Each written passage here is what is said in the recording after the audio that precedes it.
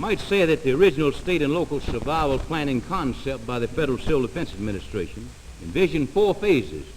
To wit, phase 1 was a study and documentation of available resources and services within the state for future use in operational survival planning. Phase 2 covered the actual operational survival plan for the state and target areas. Phase 3, this phase encompassed the training required by the various governmental agencies and volunteer groups in order to achieve a well-grounded and trained civil defense corps within the state. Phase 4, this phase was to be in the form of various exercises testing the state of training and operational readiness of the Civil Defense Corps of the state. In cooperation with the Federal Civil Defense Administration, we completed phase 1 in September 1956, and this survey was performed by the Department of City and Regional Planning of the University at Chapel Hill. This report to be used in the preparation of phase 2 of the survival plan. As you recall, tensions were mounting in the Near East during the fall of 1956, and finally culminated in a surprise attack on Egypt by France and England. This historic incident greatly accelerated all programs for defense throughout the nation. No one knew what the final outcome of the incident would be or where it would lead our nation. The Federal Civil Defense Administration, being a vital bulwark in the defense of our nation, authorized at federal expense immediate programs for state preliminary operational survival plans. A contract was signed in December 1956 for the project known as North Carolina Preliminary Operational Survival Plan, to be completed by July 1st, 1957. I might say that recruitment of an agency or staff to prepare this preliminary plan became quite a problem due to the fact that the needed director of the project with the know-how and the various specialists required for the various fields of study and planning were very much in demand and in short supply. We did complete this preliminary plan of the state operational survival plan. It was presented to us last July. I am honored this morning now to present to you the project director of this project, who I'm sure most of you know and have known him for some time. He's a lawyer from Lewisburg, state senator, Wake Forest graduate, outstanding attorney, overseas veteran of World War II, and a recognized leader with vast and varied experiences. I present to you at this time who will give you the survival operational plan for the state, Senator Wilbur M. Jolly. Senator Jolly.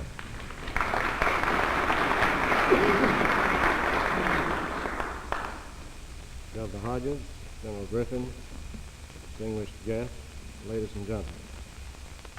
Our survival plan contract with the Federal Civil Defense Administration assigned us the task of developing operational plans in the form of standing orders whereby the governor, through the state civil defense agency, would organize, equip, and train in advance of disaster those agencies of government and certain private groups to mobilize and carry out civil defense functions in event of impending or enemy attack. First, we studied the plan and assumptions developed by FCDA and the Department of Defense.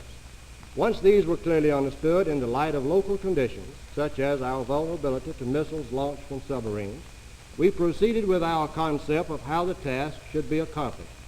We were faced with a known enemy capability of delivering nuclear weapons with a radius of destruction extending to 20 miles from the point of burst.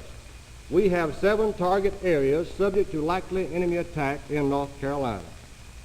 There are only 2 defenses against these weapons: massive reinforced concrete underground shelters and distance. Removal, that is, removal to safe distances from probable points of burst. There are no shelters in North Carolina, so our plans had to utilize distance. The plan was to evacuate our densely populated areas to safer, more distant locales, namely reception areas. Thus, we were faced with a twofold task. First, a probable problem in mass movement of thousands of undisciplined civilians. Second, a problem in their reception and care in safer areas. Our planning has been rendered more difficult due to the ever-possible threat of lethal radioactivity released by the explosion of a nuclear weapon, even though this explosion be in another state. Our staff quickly recognized that the magnitude of such an operation was beyond the capability of most well-meaning but uncertain volunteer organizations. It was seen that a disaster of this magnitude must be planned for and dealt with by government at all levels. It was further seen that the overall control of civil defense activities must be highly centralized for planning, though decentralized for execution. To solve these problems of movement and reception, we started on a centralized plan begun at state level for execution in a harmonious, coordinated manner at the local level. Listed here we have the 18 functions which must be carried on to provide for a successful civil defense effort in an emergency.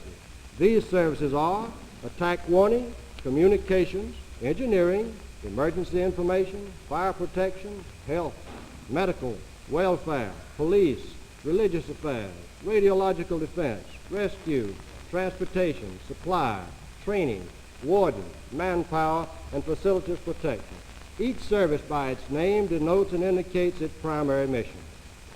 Civil defense functions must be guided and controlled, so we had to devise a system of organization whereby we could effect command and control. The organization visualized in this plan is based on conditions of impending or actual enemy attack. It is primarily operational and not administrative. Its success depends upon thorough prior planning and implementation by all state and local agencies affected. This second chart, greatly simplified, shows the pre-emergency civil defense organizational setup in North Carolina. The solid lines represent command channels or authoritative control. The broken lines indicate coordination and advice only. It points out that there is no direct line of control from the state director to the local directors. Each local director is answerable directly to his county board or city board or county city board in the event he is a joint county and city director. The extent of the state director's dealings with local directors is for coordination and advice only. It should be recognized that the state director with his very small staff finds himself in the position with dealing directly with the directors of 100 counties and the directors of the various cities and towns within the counties. Such a span of control is most difficult under leisure conditions and is obviously impossible under disaster conditions. Therefore, it was necessary to abandon this concept in developing a command structure for actual disaster. This abandonment is further justified as a result of the recent experience in natural disasters in North Carolina, whose magnitude was minor compared to that of a nuclear attack. Staff studies were also made to determine operational and organizational structure. Our staff had to consider first the span of control. The staff also had to study the feasibility of using present agencies of state government for command channels. The staff also had to study the proper organization to ensure positive command and control during an emergency.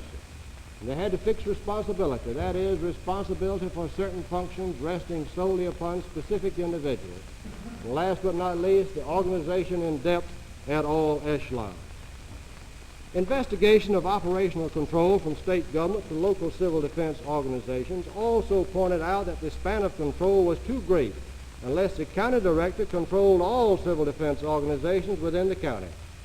Since enemy attack completely disregards political boundaries, nuclear weapon attacks may affect several counties or even the entire state. Therefore, it was concluded in the event of a declaration of war by the United States Congress, or when the governor and council of state acting together should find that there is imminent danger or possible attack of the state of North Carolina, that effective control of civil defense emergency operations require an organizational structure with the following minimum characteristics. There must be state control of civil defense operations. Such control can be effected only through a straight civil defense chain of command from the governor through all echelons to workers at the disaster scene. Technical service, such as public health, must retain their own channels for technical control. The state must be subdivided geographically into civil defense areas hereafter referred to as CDAs for purposes of adequate control of such areas by the state civil defense director. Communications are the heart of control. Therefore, the organization must be able to make maximum use of existing communications. Conversely, communication facilities must adapt as best possible to the organization selected. Our state law establishes the governor as the head of all civil defense emergency operations in the state. It also provides for a state director who is answerable to the governor. Subject to the direction and control of the governor, he shall carry out the program of civil defense within the state. Thus, it is his duty to organize and plan for the needs as the state may require. The organization set forth herein derives from this mandate.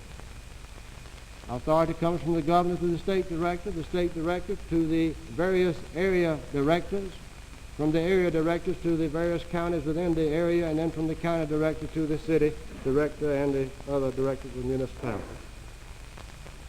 There have been established 6 geographical areas within the state entitled Civil Defense Areas, or CDAs. These areas are designated by capital letters from A through F. Each CDA embraces either 2 or 3 state highway divisions, thereby preserving the geographical integrity of the one technical service of state government, which is presently best organized and equipped to operate locally in an emergency, but with a sound chain of command back to the governor. Furthermore, the radio network presently being installed, 50% with CD funds, in the highway system is designed for civil defense emergency needs in keeping with this geographical layout. It should be noted that the highway divisions play no role in command echelon, but due to its great importance as a civil defense technical service, its activities are being closely related to command channels. During an emergency, the state civil defense headquarters will be moved from Raleigh to Henderson with alternate headquarters at Selma or Sanford. Each state civil defense area shall have an area director who is a state civil defense employee selected by the director of civil defense with the approval of the governor.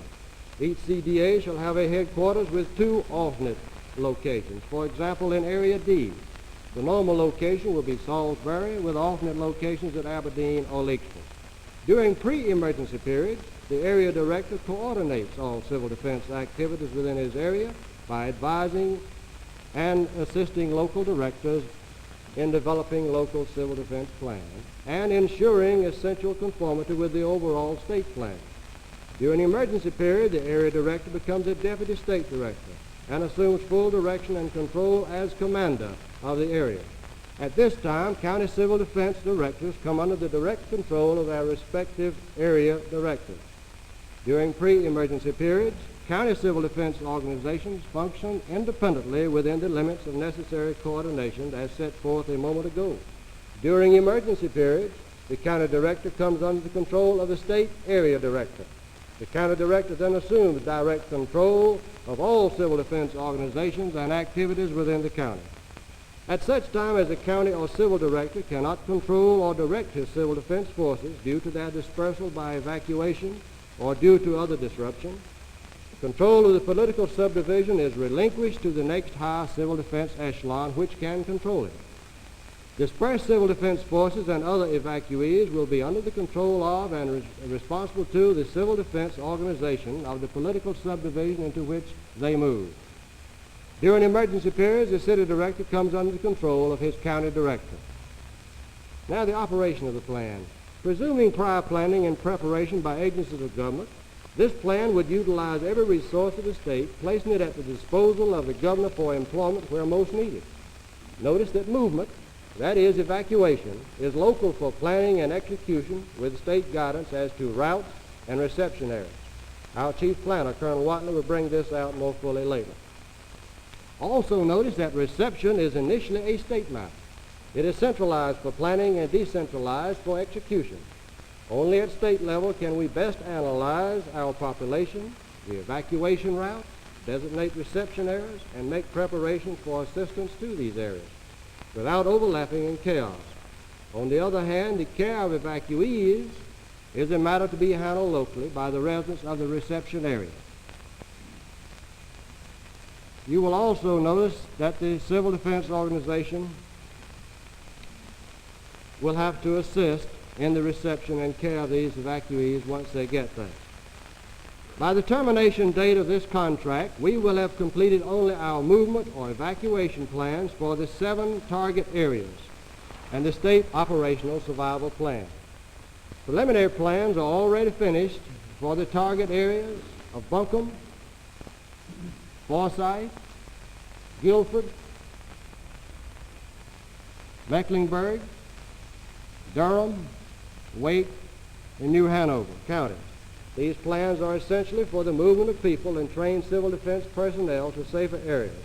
Reception areas have also been assigned evacuees of the military installations. You will notice that there are two portions of the map in the western part of the state which are uncolored. These have been designated as reception areas for some 270,000 evacuees, which we will expect to receive from Tennessee.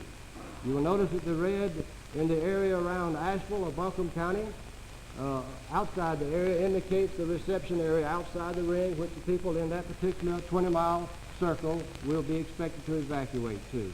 You will also notice throughout the map that the various areas have been set off as reception areas by different colors.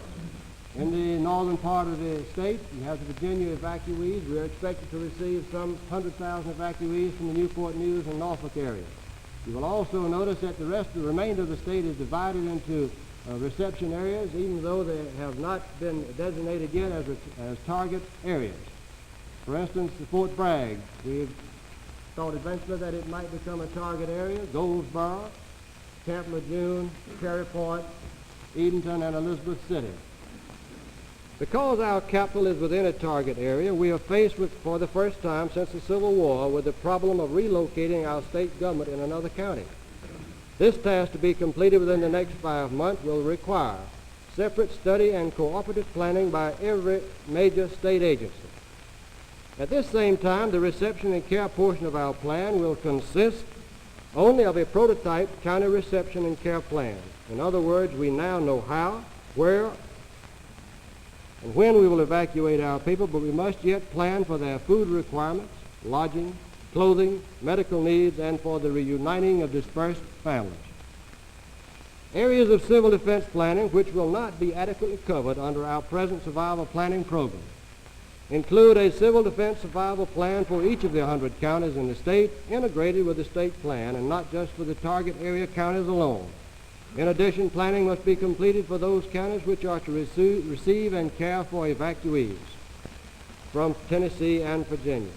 This planning must include the negotiation of a mutual aid pact between those states whose evacuees we are going to receive, and also with South Carolina, who will probably receive some evacuees from North Carolina.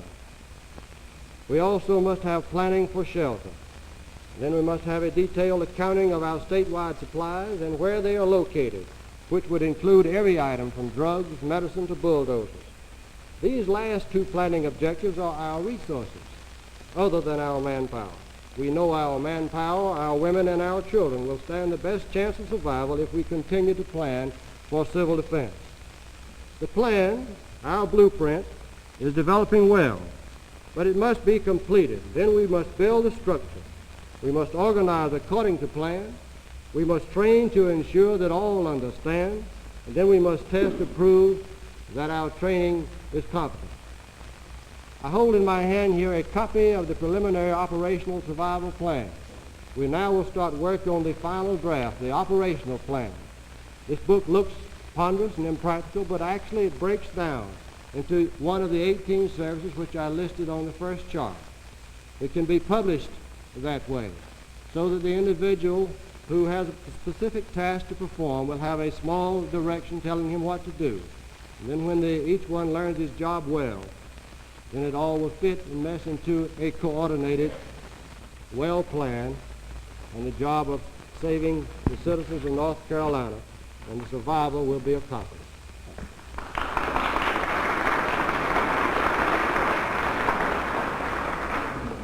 Thank you very much, Senator Jolly.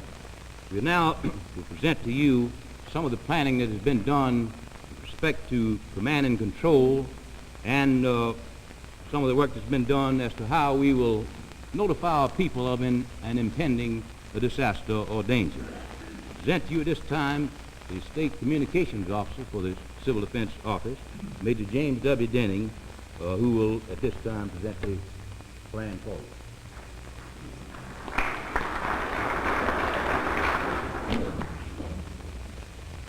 Now that we have been given the general situation, I would like to present briefly and in general information relative to warning and communication, plans and facilities both existing and proposed. First, we can compare the requirements of our governmental and civilian agencies to that of the military in a great degree prior to, during, and after an enemy-caused disaster. The mission of the military is to deny an aggressor access to our nation, and if he is able to gain access, to combat him and drive him from our land. The civilian and governmental agency mission, or civil defense mission, is that of survival, the saving of lives and property to the extent that we may withstand and recuperate from a blow dealt us by an enemy. The missions are different, but the requirements for fulfilling the missions are basically the same. Both types of operations would require, among the many requirements, intelligence, both strategic and tactical. 2, a means of disseminating information to all echelons. 3, and perhaps more important of the requirements being taken up here, a means of centralized command, control, and the coordination of all the efforts of agencies and echelons. Returning to the numbered requirements, 1, intelligence. A continued effort is being made to obtain all possible information relative to a potential aggressor, his characteristics, his capabilities, and his probable courses of action. This, of course, is necessary so that we may gird against his probable courses of action. Tactical intelligence is obtained by radar installations, radar picket ships, Texas towers, radar-equipped aircraft, and the Ground Observer Corps. Dissemination of intelligence. General strategic intelligence is disseminated by news media and by governmental channels to those persons authorized to receive it. Civil defense information and warning is disseminated by NAWAS, the National Warning System.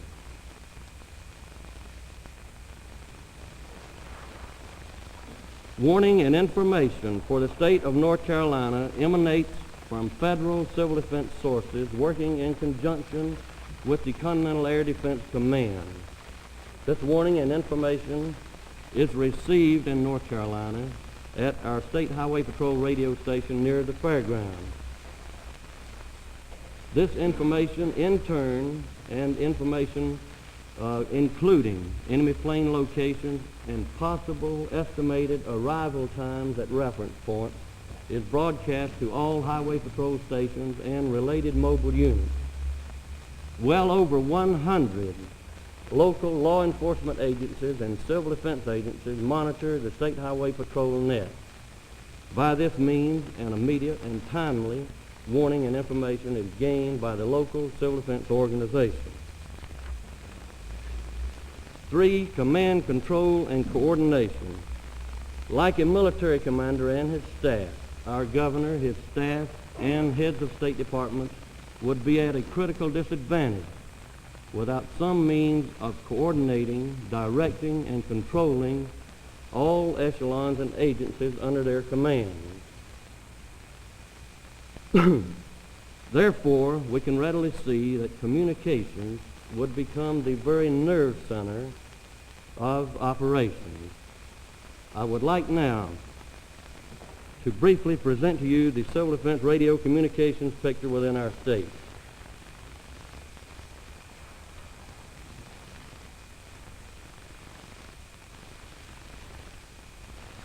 With reference to the chart of existing radio systems now being shown, I point out that within those systems having base stations, only primary base stations are shown. Within those systems having no base stations, the general area of operation of mobile and portable units are shown. First, we have the Highway Patrol radio system. The patrol radio system, as shown in red, will, besides dissemination of warning and information, be used for emergency message traffic until progressively relieved by those systems who may not be in operation at the initial stages of the emergency. In addition to the system as shown, the patrol has some 625 mobile units and 20 portable units. The Highway Department net is shown in blue. Those base stations in and east of Raleigh are now in operation. Those west of Raleigh are in the process of installation. For clarity of the chart, we show with green symbols only a portion of the Division of Forestry base stations. The division has a total of 131 base stations, 382 mobile units, 3 radio-equipped planes, and 78 portable radio units. The brown symbols represent the National Guard disaster net. These stations are located in armories throughout the state and a very fine system which will be available during disaster. The radio amateurs within our state have been organized into the Civil Defense Radio Amateur Civil Emergency Service. The black circular symbols with lightning bolts, represent state and area RACE stations. I would like to point out that this volunteer group during the past hurricanes and disasters rendered a very invaluable service to Civil Defense and to the state. The crosses colored in red show the general areas of Prison Department mobile and portable radio operations. The department has 85 mobile and 24 portable units operating on the highway patrol frequency. Through the patrol net, contact is gained with state Civil Defense radio units. The black crosses designate areas in which Wildlife Resources Commission mobile radio units generally operate. In conjunction with 163 mobile units and 1 radio-equipped plane, the Commission operates some 40 portable units.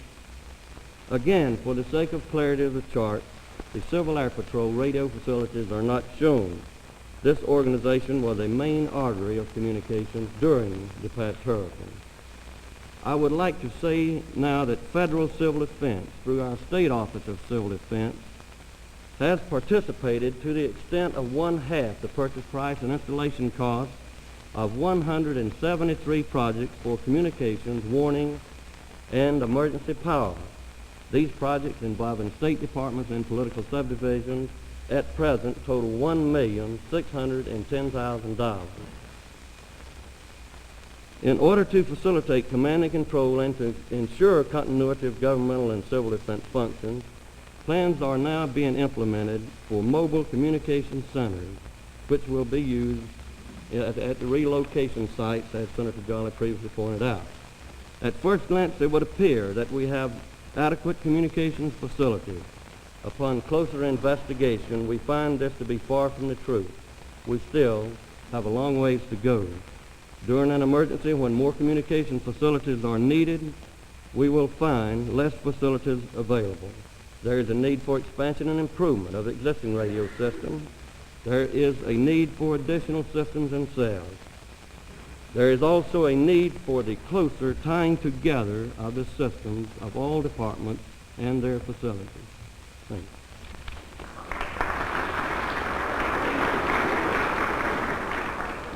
Thank you very much, Major Denning. In searching around for a chief planner for this survival project, we were most fortunate in turning down to Fort Bragg right here in our state and finding a Georgia cracker, so to speak, who was retiring from the Army, and we could get him. He's a graduate of the military academy. His last service at Bragg was as deputy post commander there. We're honored this morning to have with us Colonel Watley.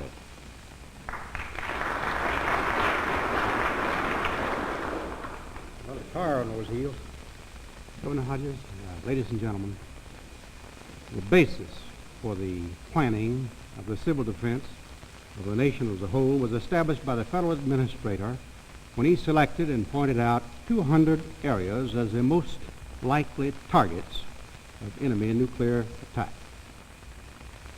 Now, the basis of these the selection of these targets was primarily population. Of course, other considerations included industrial concentrations, major military installations, air bases, ports, agencies and activities whose products and services were essential to the national defense establishment.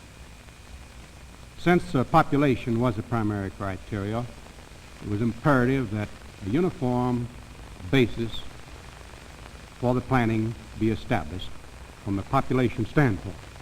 So the administrator designated only official United States Census reports as the basis for the planning of the civil defense of these target areas. Now, the last census report showed that there were 170 standard metropolitan areas in the United States. A standard metropolitan area is an area that includes a principal city whose population is 50,000 or more and extends outward to the boundaries of the county in which the principal city lies. All of these 170 cities or target areas were designated as target areas. In those 170 standard metropolitan areas, there were 90 million of the citizens of the United States living.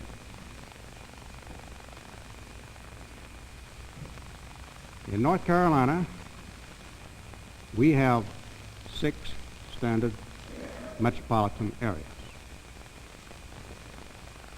All 6 of these standard metropolitan areas were designated as target areas.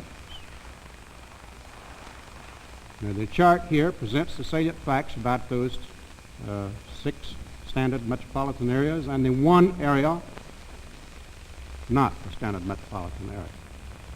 You can see that 7 nuclear bombs would eliminate 1/4 of the population of North Carolina. Now, the State Survival Projects Committee has completed the preliminary planning for the survival of those 7 target areas. These preliminary plans, 3 copies of which you see before you, will be reviewed by the Region 3, by the various agencies of the federal government, and by the Commanding General, 3rd Army. Upon return of their comments to us, final plans will be prepared. I'd like to say that in completing all of these plans, we've found certain similarities in all the plans. The plans, of course, contain the same format which was prescribed by the federal administrator. They contain the same mission which was prescribed by the state law, which the governor recited a moment ago. They contain the same general concept of operation, that is, evacuation with a 3-hour warning time. However, the plans differ widely in organization and control. We certainly cannot have the same organization and control on the seaport that we do in the mountains. Now to go back to the population. Next chart, please. Since population is a basis for the planning, it's imperative that we first consider the population of the area that we will consider.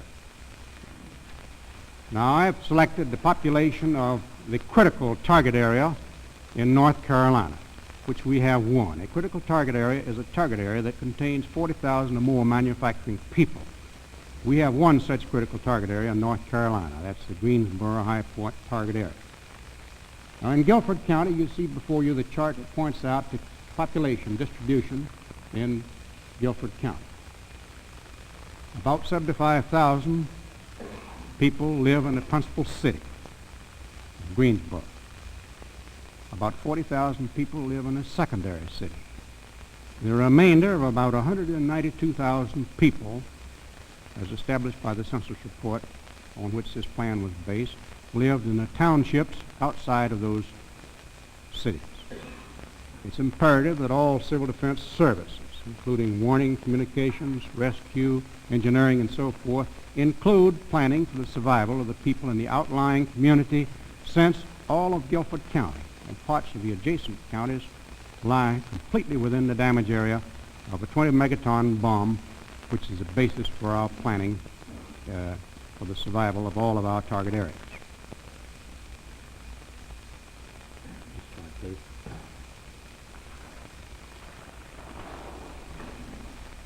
Now, the reason for selecting the Greensboro High Point target area is primarily because it is a critical target area and can logically be expected to be the first area that will be attacked by an enemy who attacks North Carolina. Now, the Greensboro High Point target area director established a headquarters which looks something like this. The county director is the overall commander of the area.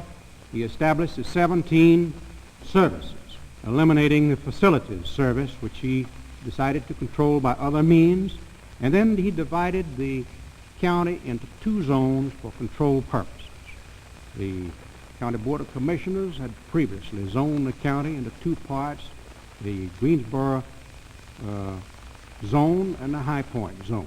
So the Civil Defense Director selected the same zones for his control of the county. You can see that this one director couldn't plan the control from one headquarters of the entire county. Next chart. Then with his headquarters planned and the decision to operate in two zones, the county director then proceeded to build up his plan, which is shown schematically here. In Guilford County plan, you see the total damage area extending to include all of Guilford County, all of High Point, all of Greensboro. His next step was to plan for the disposition of the people in the county and in the city, which chart was. He selected routes along which the people could be evacuated from the target area. Of course, very detailed and careful plans for the control of the evacuation were prepared, and an extensive and complete plan for control within each of the cities of Greensboro and High Point were prepared by one agency of the Civil Defense Forces in the area, which is the charged with traffic control, the law enforcement agency. Now you see on this chart the county as it was zoned, and you see listed on the right and left the support counties to which the people and the Civil Defense Forces would be evacuated. Now these support counties had previously been assigned to Greensboro and High Point target area by the state, and they were computed in numbers sufficient to take care of the entire population of the target area. The Greensboro High Point director established the basic organizations you see there, charging the counties with supporting the zone shown. Now in turn, I cannot go into any extensive detail, but in turn you can see that the zones charged certain evacuation responsibilities to the townships in the county. That included everybody in the Guilford County area of the target area. Next chart. The next step was to establish firmly the evacuation routes from the city and from the county as a whole, along which the people who are located in the various wards in the cities and in the townships and the counties could proceed to their assigned support areas, where they would be received, cared for, and billeted and fed by the people in the support areas. We did not prepare, that was not part of our project, to prepare the plans for the reception and care of the people in the support areas. This would be planned separately and must come at a later phase of the plan. You will note also that a few of the control points that are included in the Guilford County area for control of the traffic within the county. The city also has a map that shows in great detail the control within the city. Each of the 17 services have detailed plans showing all the actions that they are to take. In one phase of the planning, which is called a strategic phase, and is before the county receives an actual warning that the atomic bomb or other weapon is on the way, they make certain plans such as strategic evacuations, removing from the areas the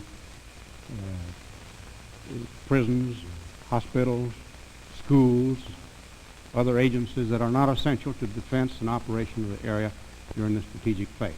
So when the actual warning that the enemy attack is underway, the remaining population and the Civil Defense Forces proceed from the locations in the city and county along those routes there to the designated support areas. Now the Civil Defense Forces assemble just outside the evacuation perimeter. Those assembly areas are shown, let me point out one or two of them. Those assembly areas are shown there.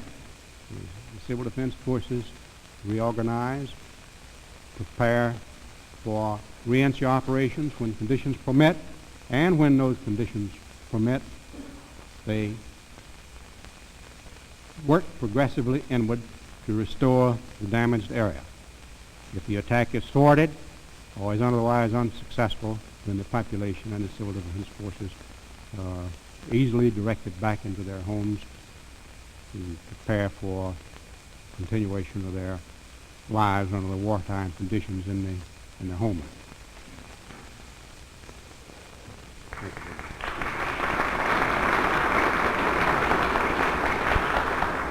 Thank you very much, Colonel Watley. I might say that this plan that he's going over very sketchily here is in detail here in these 3 volumes that we have here, and we'd like for you to examine them before you leave if you'd like to. Now we have with us this morning a gentleman from the Battle Creek headquarters of Federal Civil Defense. He's on the survival planning staff there, an outstanding officer of World War II, formerly a deputy in the Field Forces headquarters at Fortress Monroe, Virginia. So I'm happy this time to present to you Colonel Conrad A. Boyle of the National Headquarters in Battle Creek, who has a word to say.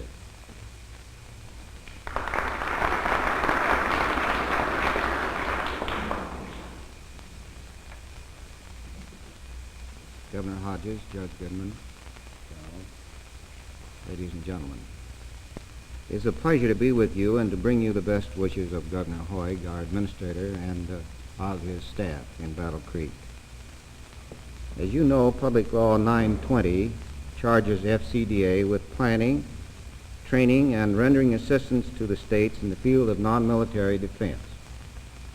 In the past, this aid on the material side has taken the form of a contributions program in which FCDA matches funds with the state in the procurement of certain facilities and equipment, which contributes to an operational capability at state and local levels.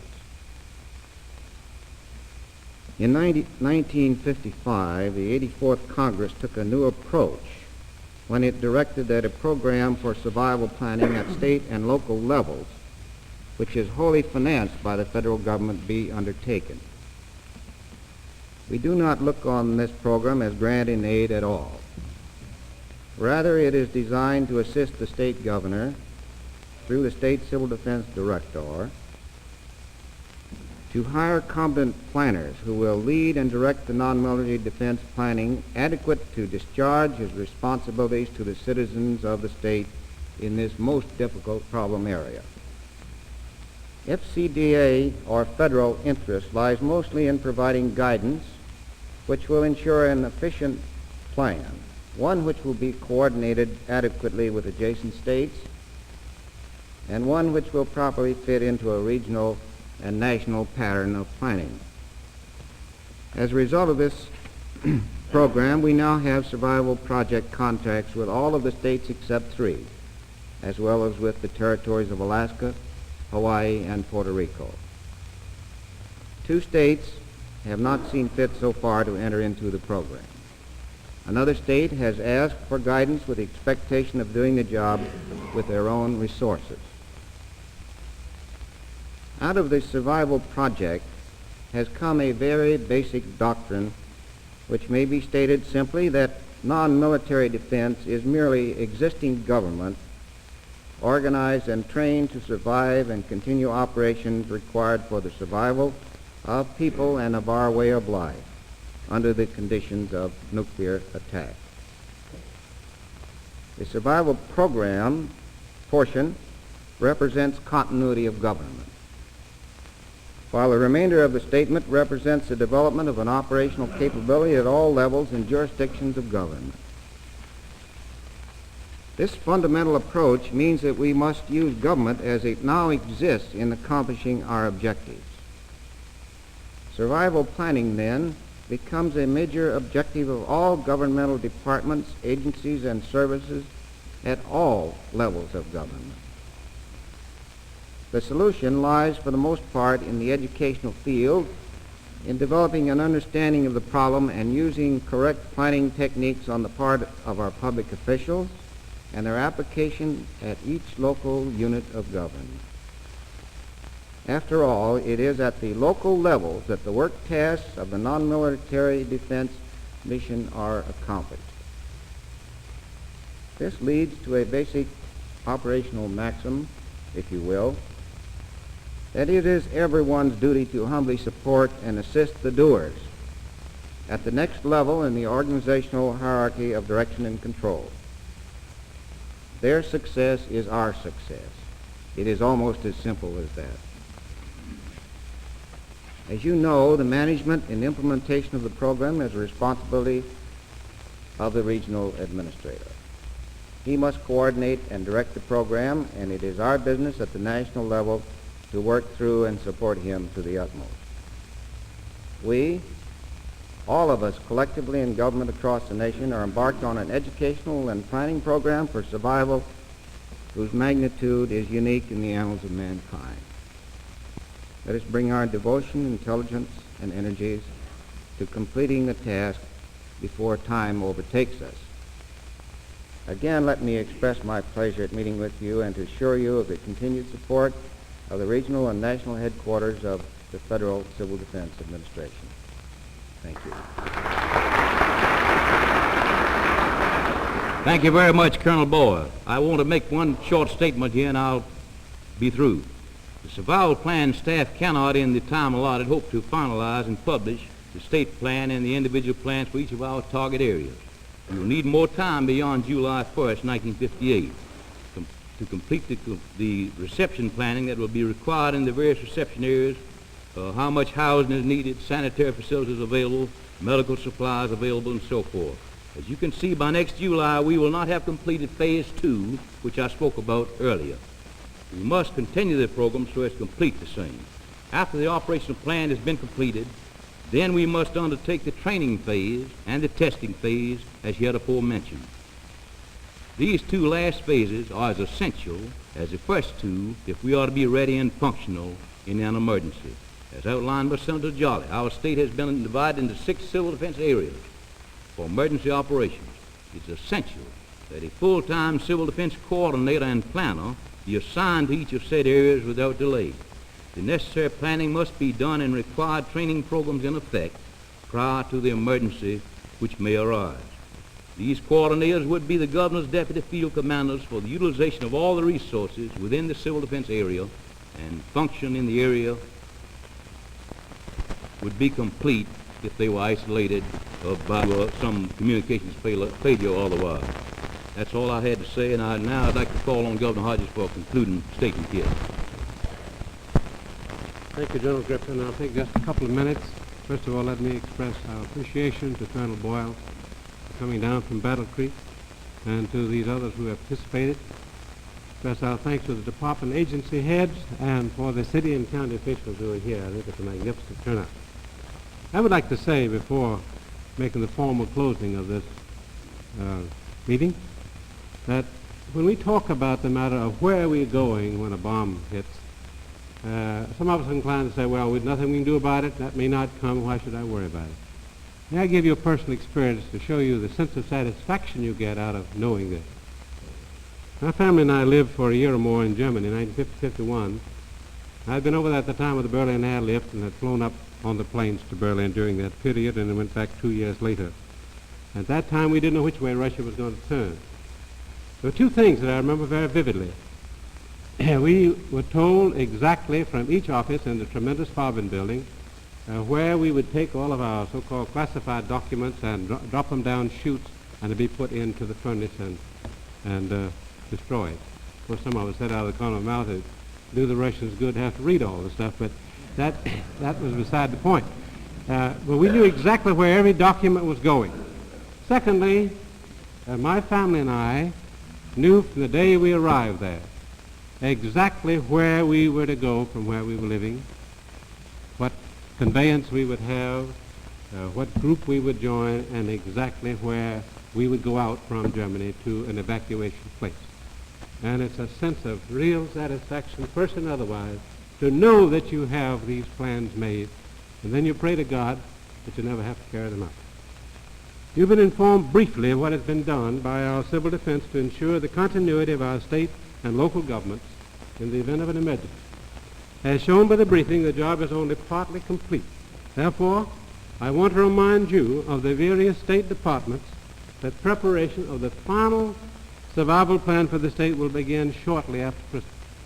Your knowledge, your experience, and the information available within your department will be vital and essential to the survival planning staff in the preparation of the final plan, which, as I said, starts after Christmas.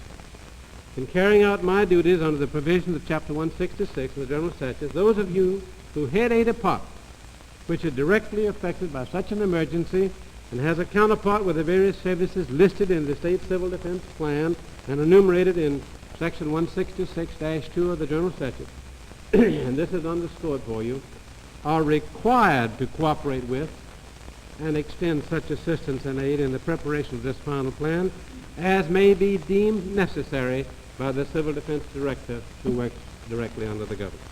If requested by General Griffin, I suggest that you assign a member of your organization to work in liaison with the survival planning staff until final plans for your department and the state are complete. May I thank you again, General Griffin, and this magnificent audience for this.